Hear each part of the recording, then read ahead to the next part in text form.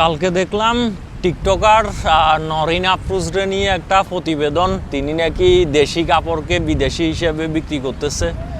তো ব্যবসা যারা করতেছে আমি সবার উদ্দেশ্যে বলতেছি, বর্তমানে আমাদের দেশে প্রায় আপনার 99% ব্যবসায়ী যেই কোনোভাবে আপনার ডুপ্লিকেট দিচ্ছে, ক্রেতাদেরকে ঠকাচ্ছে। শুধু উনি না, এখন উনি মিডিয়াতে আসছে, 2-4 দিন পর পর এক একজন মিডিয়াতে আসে, তখন আসলে এক একজনকে দেখায় যে এ দুর্নীতি করতেছে বা এ ঠকাচ্ছে কাস্টমারকে। সবাই ঠকাচ্ছে, 99%, 1% ভালো আছে, এর বেশি ভালো নাই। এখন উনি দেশি কাপড়গুলোকে বিদেশি কাপড় করে বলে বিক্রি করতেছে। অ্যাভেলেবেল কসমেটিক্স আছে যেখানে আপনার গুলিস্তান থেকে আনি বলতেছে, এগুলো ইন্ডিয়া থেকে আসছে।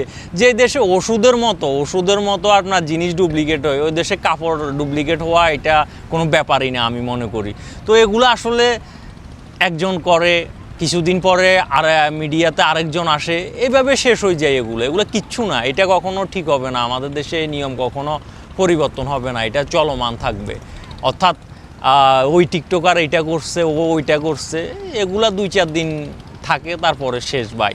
আর কিচ্ছু না আমাদের দেশ, এটা গোড়া থেকে শেষ হয়ে গেছে আমাদের দেশ। এখন আর এটাকে ঠিক করার আসলে কেউ নাই, এটা হচ্ছে বাস্তব।